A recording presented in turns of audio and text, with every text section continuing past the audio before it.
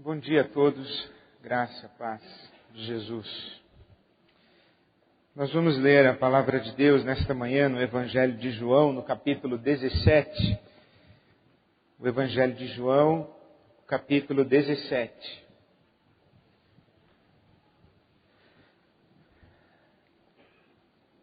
O Evangelho segundo São João, capítulo 17. Eu começo a ler o verso 1.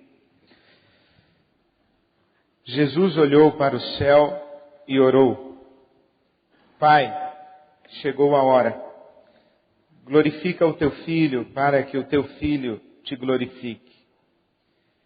Pois lhe deste autoridade sobre toda a humanidade, para que conceda a vida eterna a todos os que lhe deste. Esta é a vida eterna, que te conheçam, o único Deus verdadeiro, e a Jesus Cristo a quem enviaste. Eu te glorifiquei na terra, completando a obra que me deste para fazer. E agora, Pai, glorifica-me junto a ti, com a glória que eu tinha contigo antes que o mundo existisse.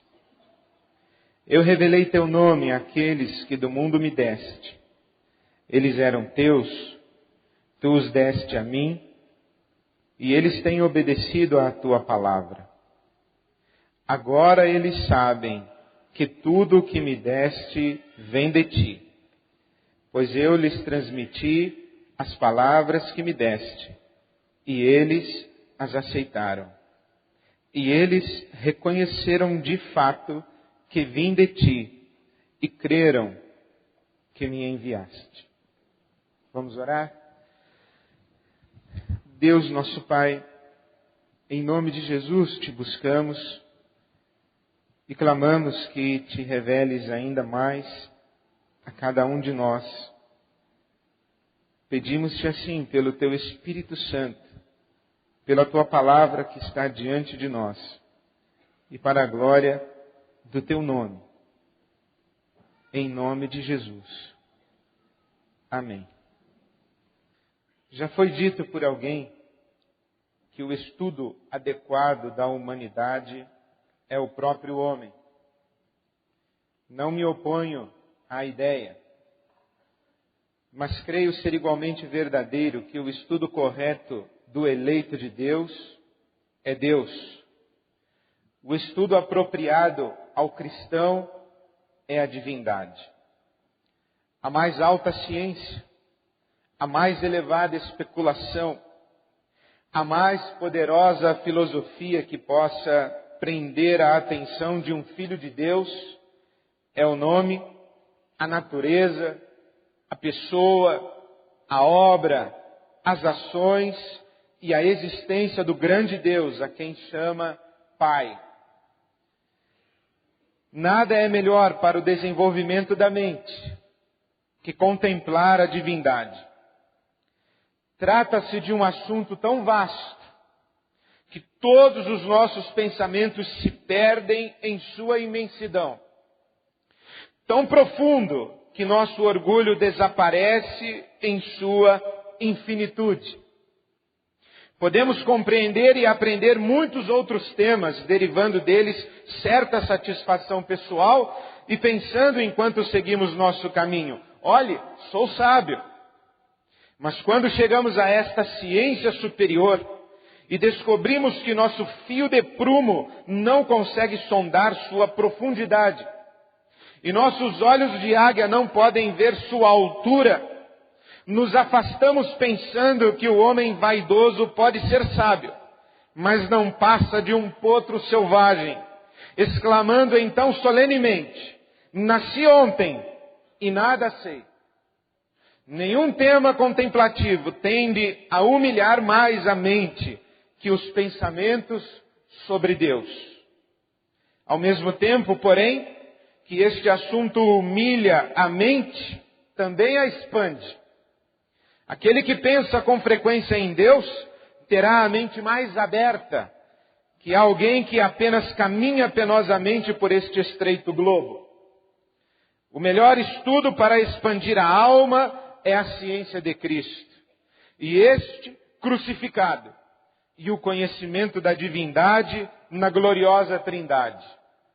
Nada alargará mais o intelecto, nada expandirá mais a alma do homem que a investigação dedicada, cuidadosa e contínua do grande tema da divindade. Ao mesmo tempo que humilha e expande, este assunto é eminentemente consolador. Na contemplação de Cristo, existe um bálsamo para cada ferida. Na meditação sobre o Pai, há consolo para todas as tristezas. E na influência do Espírito Santo, alívio para todas as mágoas. Você quer esquecer sua tristeza? Quer livrar-se de seus cuidados? Então vá, atire-se no mais profundo mar da divindade. Perca-se na sua imensidão e sairá dele completamente descansado, reanimado e revigorado. Não conheço coisa que possa confortar mais a alma, acalmar as ondas da tristeza e da mágoa, pacificar os ventos da provação que a meditação piedosa a respeito da divindade. Estas palavras proferidas por Charles Spurgeon em 1855, quando Spurgeon era o pastor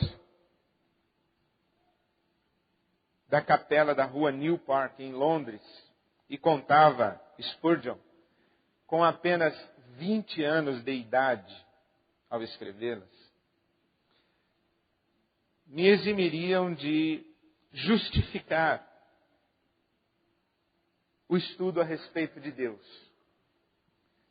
Eu compreendo que as palavras de Spurgeon são suficientes para nos convencer do porquê devemos dedicar a nossa atenção a pensar a respeito de Deus, a pensar Deus, por que devemos entregar as nossas mentes para que sejam encharcadas e absolutamente tomadas desta consciência de Deus.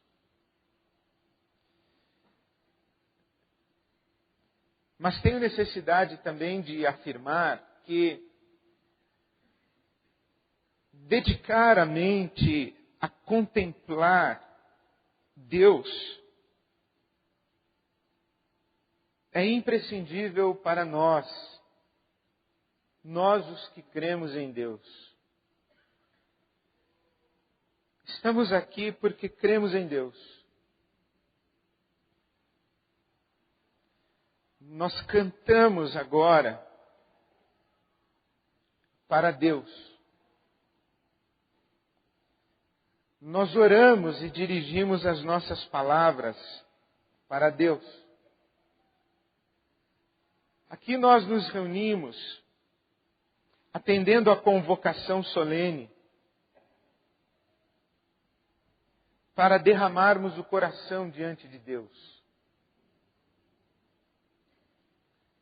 Portanto, pensar a respeito de Deus para nós é imprescindível. Porque o que cremos a respeito de Deus determina a maneira como vivemos. O que cremos a respeito de Deus determina o que esperamos de Deus. Determina o nosso comportamento sob a face desse Deus. O que cremos a respeito de Deus determina aquilo que estamos vindo a ser.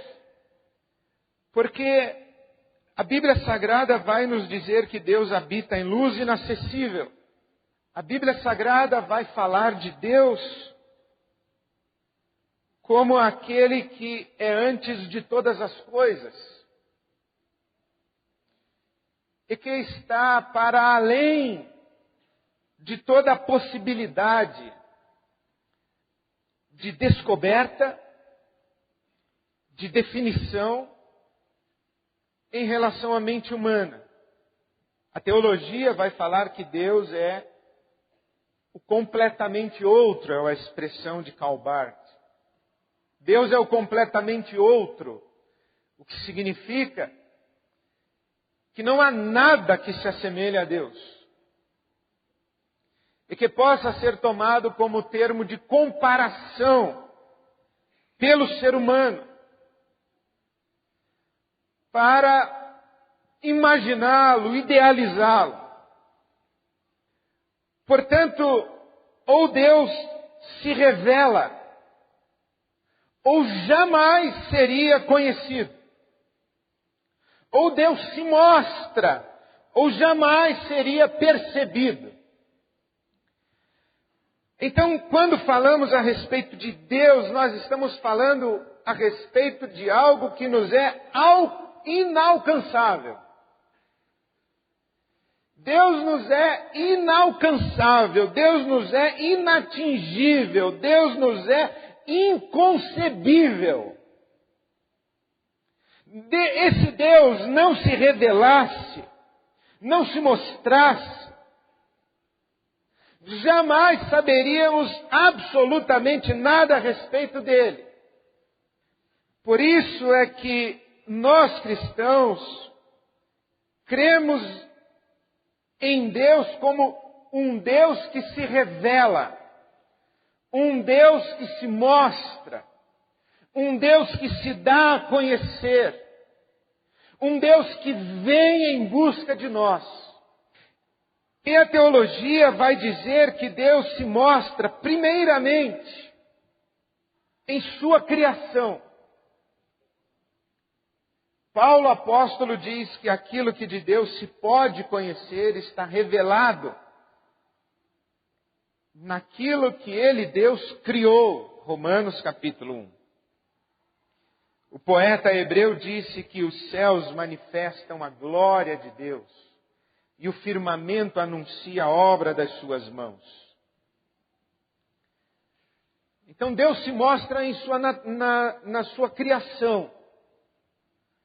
Mas Paulo apóstolo em Romanos capítulo 2 também vai dizer que Deus imprimiu na consciência humana a intuição do divino. Esta mesma percepção está presente no Eclesiastes. No capítulo 3 do Eclesiastes, o sábio diz que Deus colocou no coração do homem a eternidade. Há dentro do ser humano uma intuição a respeito do divino. Mas estas duas expressões da revelação de Deus não são suficientes. Porque diante da imensidão do cosmos, o ser humano é tomado por um senso de finitude, ou no mínimo, de pequenez.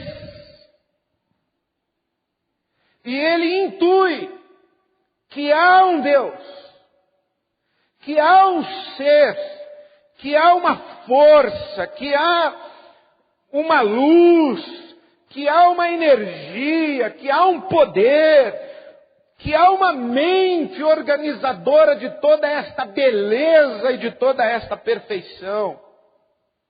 Mas não sabe quem é. Intui. Ou pelo menos suspeita, diz, deve haver alguém, deve haver algo. Não é possível que isso exista por si, e que por trás disso que existe não exista uma realidade maior que veio a dar origem a tudo isso e a organizar tudo isso. E essa intuição do coração, essa eternidade no coração do homem, faz com que o homem tenha esta necessidade de um divino. Mas que divino é esse? Como é esse Deus? Esse Deus é bom ou é mau? Esse Deus, ele é misericordioso ou ele é um Deus justiceiro? Ele é compassivo ou é vingativo? Ele gosta de música? Ele gosta mais de pessoas brancas ou negras? Ele gosta mais de homens ou de mulheres? Ele descarta idosos? Ele tem tempo para crianças? Ele desconsidera os simples? Como é esse Deus? Porque as culturas se constroem a partir de uma percepção desse Deus.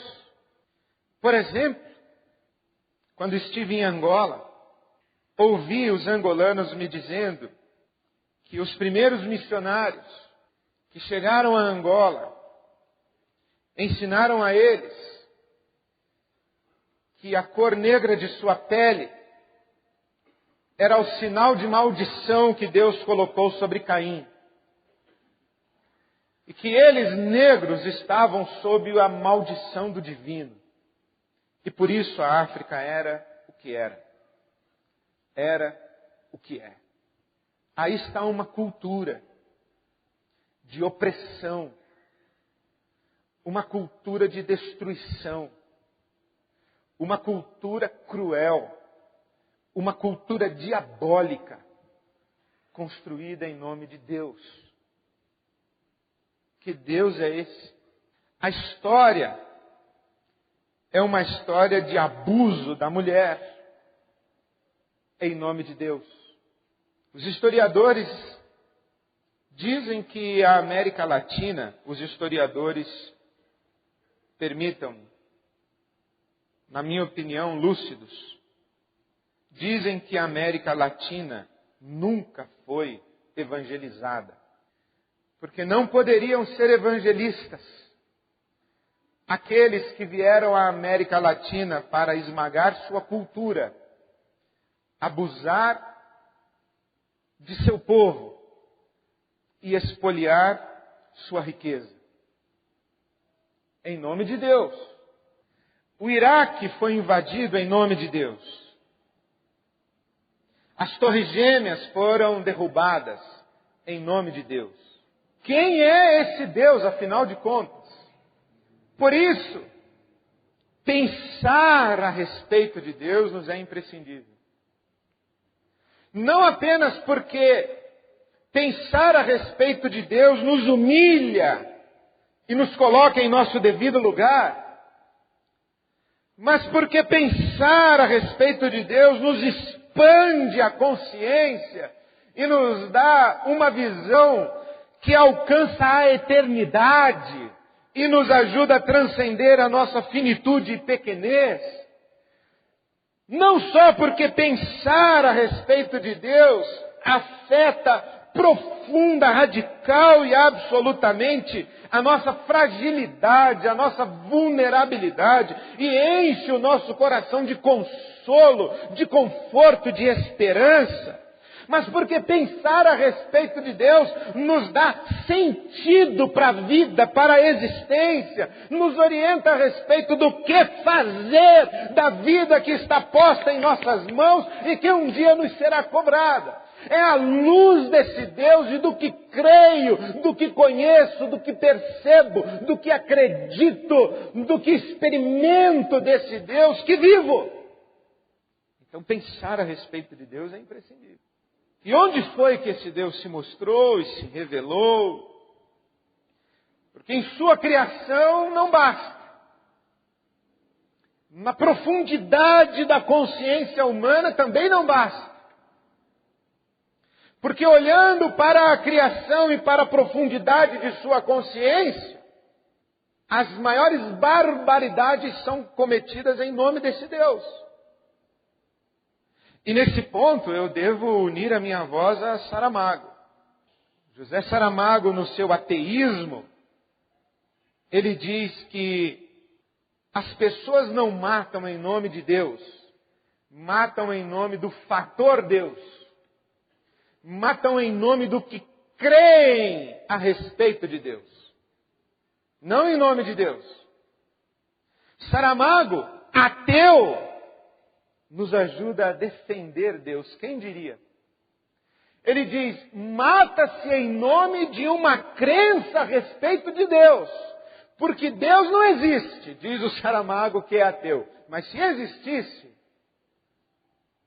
não autorizaria que se matasse.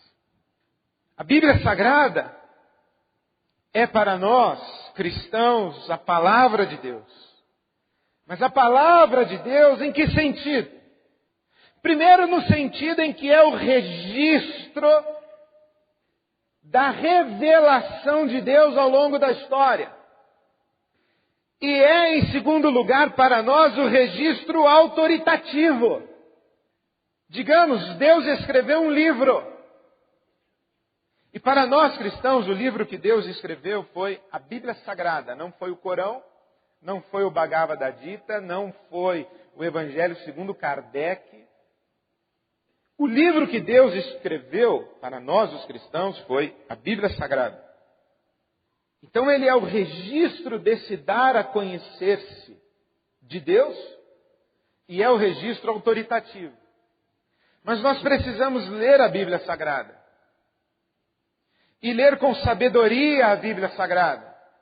Não basta ler a Bíblia Sagrada, é preciso ler a Bíblia Sagrada com sabedoria e critério.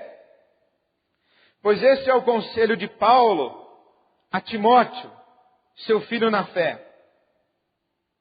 Quanto a você, porém, Timóteo, permaneça nas coisas que aprendeu e das quais tem convicção, pois você sabe de quem o aprendeu. Pois desde criança você conhece as sagradas letras, que podem tornar-te sábio para a salvação mediante a fé. Podem tornar-te sábio para a salvação mediante a fé. No seminário nós aprendemos que a Bíblia é a mãe das heresias. Os ensinamentos mais distorcidos, as heresias mais escabrosas, podem ser justificadas biblicamente. Quando a Bíblia é lida sem discernimento e sem sabedoria. Quem é Deus? E quem é esse Deus que se revela na Bíblia Sagrada? Ele é o Deus genocida de Saul? Ou é o Deus misericordioso e compassivo de Jonas, o profeta? Quem é ele? Ele é o Deus que manda matar e aniquilar uma nação inteira? Ou é aquele que repreende os discípulos que querem fazer chover fogo do céu, dizendo, vocês não sabem o Espírito a quem pertence? Quem é Deus? Quem é de fato esse Deus? É o mesmo? Quem é Deus? Deus é aquele que foi percebido por Abraão, foi percebido por Isaac, foi percebido por Jacó, e foi apresentado como o Deus de Abraão, o Deus de Isaac, o Deus de Jacó. Ou ele é o Deus que se revelou a Moisés no Sinai? O Deus invocado é o Deus de Abraão, de Isaac e de Jacó, ou é o Deus de Moisés? Qual Deus devemos invocar? É o mesmo? Para nós cristãos, o Deus que devemos invocar é o Deus de Jesus Cristo. O autor da carta aos Hebreus diz, há muito tempo Deus falou muitas vezes e de várias maneiras aos nossos antepassados por meio dos profetas. Mas nestes últimos dias falou-nos por meio do Filho, a quem constituiu herdeiro de todas as coisas e por meio de quem fez o universo. O Filho é o resplendor da glória de Deus e a expressão exata do seu ser. O Filho é o resplendor da glória de Deus e a expressão exata do seu ser, sustentando todas as coisas por sua palavra poderosa. É Jesus. Quando Jesus entra em cena na Palestina, João o Batista diz: eis o Cordeiro de Deus que tira o pecado do mundo. Quando Jesus é batizado por João Batista no Jordão, o Espírito Santo vem sobre Jesus na forma corpórea de uma pomba e do céu se ouve uma voz: este é o meu Filho amado em quem tenho prazer, em quem está a minha alegria. Este é o meu Filho amado, a Ele ouvi, somente a Ele ouvi. Quando Jesus está no Monte da Transfiguração com Moisés e com Elias, com a lei e os profetas, com o Deus de Abraão, de Isaac e de Jacó, com o Deus de Moisés, com o Deus de Elias, a voz que vem do céu é a seguinte: este é o meu Filho, ouçam a Ele. Não mais Abraão, não mais Isaac, não mais Jacó, não mais Moisés, não mais os profetas, mas Jesus. Jesus! Quando Filipe pergunta: mostra-nos o Pai, Jesus responde: eu e o Pai somos um só. Quem me viu a mim, viu o Pai. Como perguntas, mostra-nos o Pai. Estou convosco há tanto tempo e ainda perguntas, mostra-nos o Pai. Quem me viu a mim, viu o Pai. Paulo apóstolo escreve aos Colossenses e ora pelos irmãos de Colossos e trabalha pelos irmãos de Colossos e por nós, dizendo: esforço-me para que sejam fortalecidos em seu coração, para que estejam unidos em amor, Colossenses 2:2, para que alcancem toda a riqueza do pleno entendimento, a fim de conhecerem plenamente o mistério de Deus, a saber, Cristo. Nele estão escondidos todos os tesouros da sabedoria e do conhecimento. Jesus Cristo, nosso Senhor. Ele é a imagem do Deus invisível, o primogênito de toda a criação. Pois nele foram criadas todas as coisas nos céus e na terra, as visíveis e as invisíveis, sejam tronos ou soberanias, poderes ou autoridades. Todas as coisas foram criadas por ele e para ele.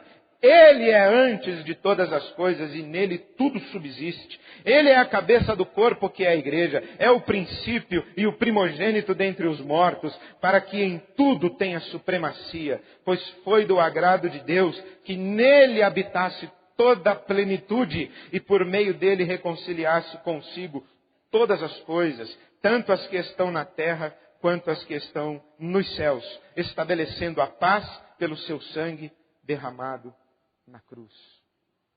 João apóstolo, ao escrever aos gregos, que acreditavam que por trás de toda a beleza, de toda a perfeição do universo existia uma ordem, uma inteligência, uma consciência organizadora, e chamavam esta ordem de Logos. João apóstolo escreveu: no princípio era o Logos, e o Logos estava com Deus, e o Logos era Deus. Ele estava com Deus no princípio. Todas as coisas foram feitas por intermédio dele, e sem ele nada do que existe teria sido feito. Nele estava a vida, e esta era a luz dos homens.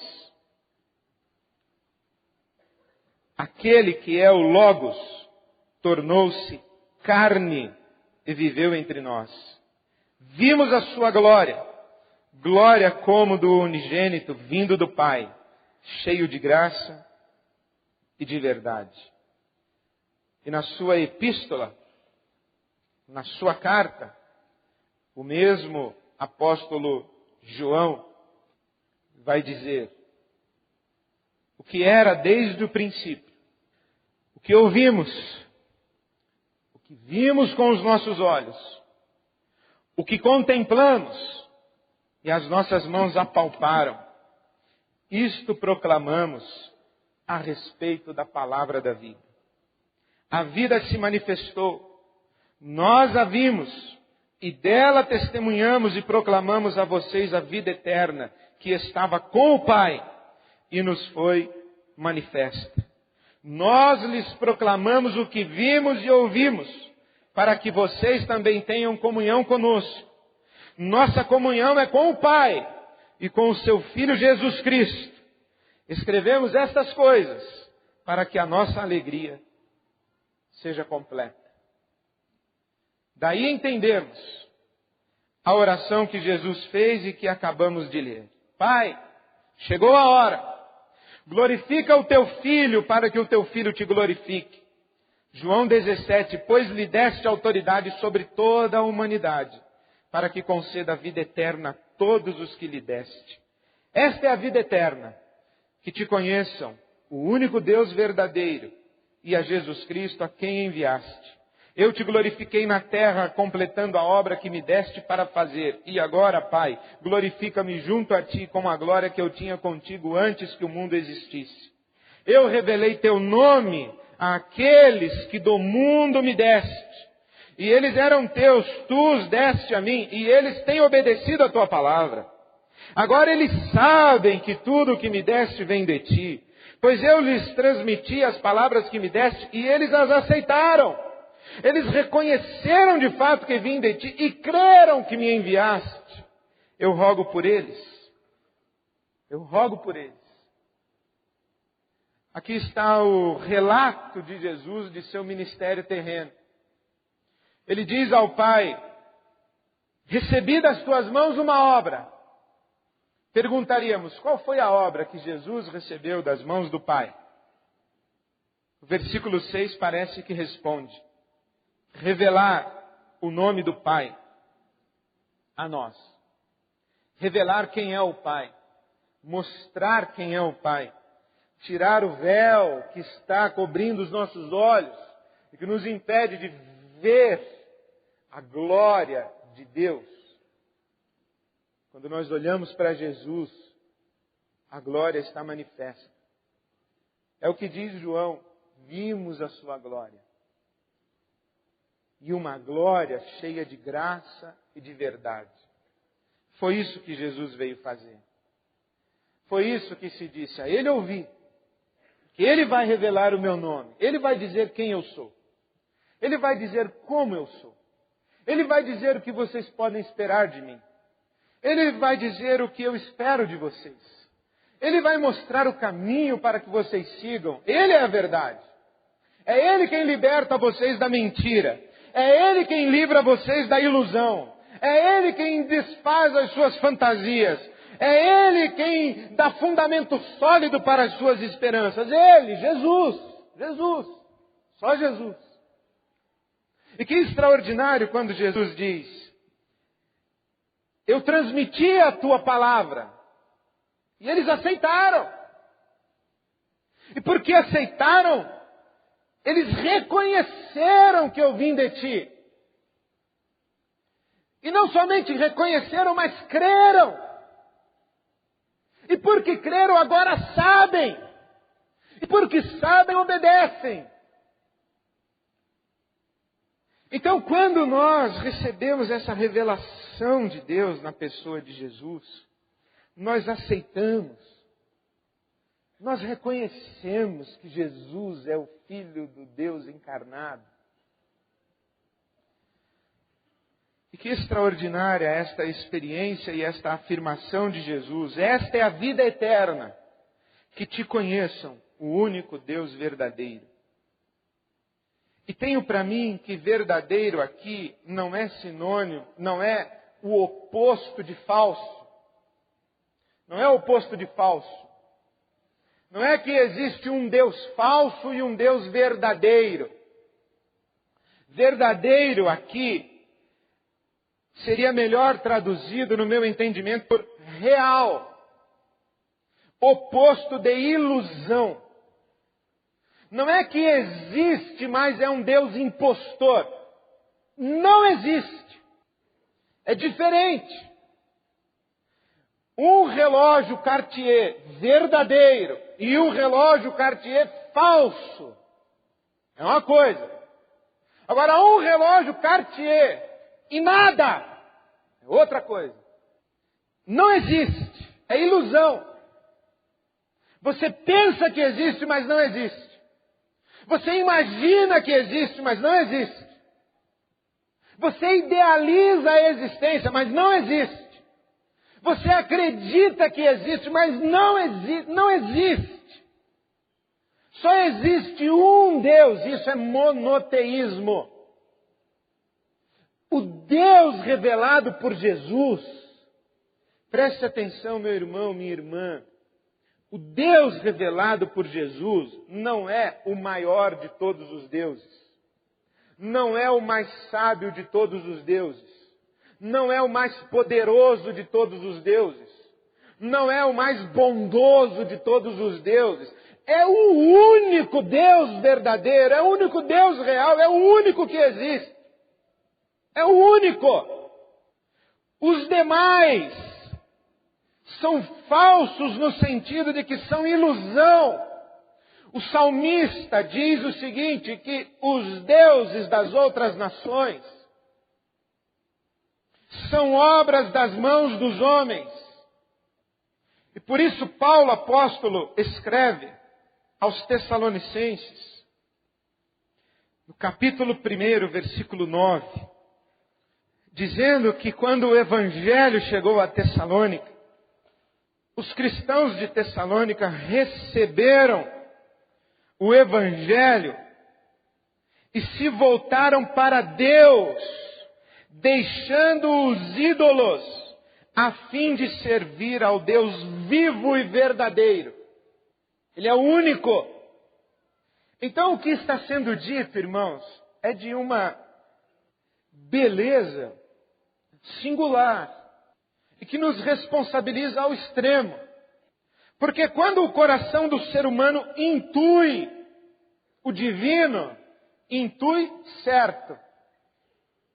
Quando os gregos intuíram que havia algo por trás de todo esse universo, intuíram certo. Quando os judeus intuíram que havia um Deus querendo se comunicar com eles, intuíram certo. Quando Maomé intuiu que existia um Deus querendo falar com ele, intuiu certo. Todo mundo que pensa alguma coisa a respeito de alguém acima, quando os filósofos pensam nisso, intuem certo. Aí cada um começa a tentar descrever esse tal. O que nós cristãos estamos dizendo é que tudo quanto podemos perceber, conhecer, saber, experimentar a respeito desse único Deus está manifesto em Jesus Cristo. Em Jesus de Nazaré, o ungido de Deus. Para nós, qualquer afirmação a respeito de Deus deve ser sancionada por Jesus de Nazaré. Qualquer expectativa a respeito de Deus deve ser fundamentada em Jesus de Nazaré. Qualquer coisa que eu queira fazer para Deus, eu devo perguntar a Jesus de Nazaré: é assim, Jesus, que devo fazer? O teu pai gosta disso? O teu pai é assim? Isso que estou pensando a respeito do teu pai, confere com o teu pai? E é Jesus quem vai dizer para nós quem é Deus. O que Jesus não disse, não vale. E o que Jesus não disse é porque não nos seria possível conhecer, discernir, experimentar, viver, acolher no coração. Nossa grande angústia é observar que mesmo aquilo que Jesus disse, e mesmo aquilo que Jesus, pela sua existência terrena, revelou, é objeto de tantos mal entendidos, tanta divergência e tanta complicação. Mas complicação porque a nosso modo, nós também nos deixamos seduzir pelo jogo das religiões, das filosofias e das ciências. Qual é o jogo das religiões, das filosofias e das ciências? É tratar Deus como uma verdade a ser dissecada. E então alguém diz assim, Deus é amarelo. O outro diz, não, Deus é azul. Não, Deus é vermelho. Um diz, Deus é alto. O outro diz, não, Deus é baixo. O outro diz, não, Deus é gordo. Não, Deus é magro. E nós vamos nos debatendo a respeito de alto, gordo, baixo, magro, vermelho, azul, amarelo. E vamos nos dividindo. Quando bastava que alguém se levantasse e dissesse, não interessa se Deus é azul, vermelho ou amarelo, alto ou baixo, gordo ou magro. Deus é amor. Você é amarelo? Deus é amor. Você é negro? Deus é amor. Você é branco? Deus é amor. Você usa véu? Deus é amor. Você não usa véu? Deus é amor. Você fuma? Deus é amor. Você não fuma? Deus é amor. Você é casado? Deus é amor. Você é divorciado? Deus é amor. Você é criança? Deus é amor. Você é idoso? Deus é amor. Você é muçulmano? Deus é amor. Você é judeu? Deus é amor. Você é cristão? Deus é amor. Você é ateu? Deus é amor. E onde foi que isso se manifestou em termos radicais e absolutos?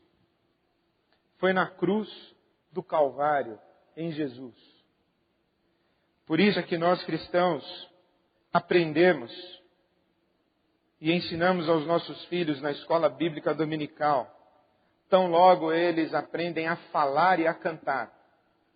Nós ensinamos uma musiquinha e um versículo da Bíblia Sagrada. A musiquinha que nós ensinamos é 3 palavrinhas só. Eu aprendi de cor. Deus é amor. E o versículo que nós ensinamos é: porque Deus amou o mundo de tal maneira que deu o seu Filho unigênito, para que todo aquele que nele crê não pereça, mas tenha a vida eterna. Deus é amor. Deus é amor, e esta foi a mensagem absoluta de Jesus Cristo, nosso Senhor. A mensagem absoluta que lhe custou a vida. Jesus, ele cuspiu em você, cuspa nele. Deus é amor. Jesus, ele enfiou uma coroa de espinhos na sua cabeça. Deus é amor. Jesus, ele agrediu você, ele bateu na sua cara. Deus é amor. Jesus, faça alguma coisa, eles vão matar você. Deus é amor. Deus morre, não mata. E ele morre para poder dar vida. E Deus não dá vida matando. Deus dá vida morrendo. Nele estava a vida. A vida eterna é esta: que te conheçam a ti, o único Deus verdadeiro, e a teu Filho Jesus, a quem tu enviaste. Jesus orou por nós em João 17. Nós somos estes que estamos no mundo, e aí daqui do mundo nós queremos esse Deus. Mas para abraçarmos esse Deus, o nosso caminho é abraçar Jesus. Nós estamos no mundo e nós queremos que esse Deus nos abrace. Mas para que esse Deus nos abrace, nós temos que deixar que Jesus nos abrace. Por isso nós celebramos hoje a morte de nosso Senhor Jesus Cristo. Oferta de Deus a nós. E que a si mesmo se ofertou ao Pai por amor a nós. Jesus não cumpriu uma obrigação morrendo na cruz. Jesus não foi vítima de uma força maior que o cravou na cruz. Não, Jesus voluntariamente se deu ao Pai, num gesto solidário, com o amor do Pai. E não poderia ser diferente. Ele e o Pai eram um só. Por isso celebramos. Celebramos o corpo e o sangue de Jesus que se deu por nós. E a Bíblia Sagrada diz que é o Espírito Santo quem derrama esse amor em os nossos corações. Portanto, olhemos para Jesus. Só para Jesus. O autor e consumador da nossa fé. E celebremos o amor de Jesus revelado na cruz. Que assim seja. Amém.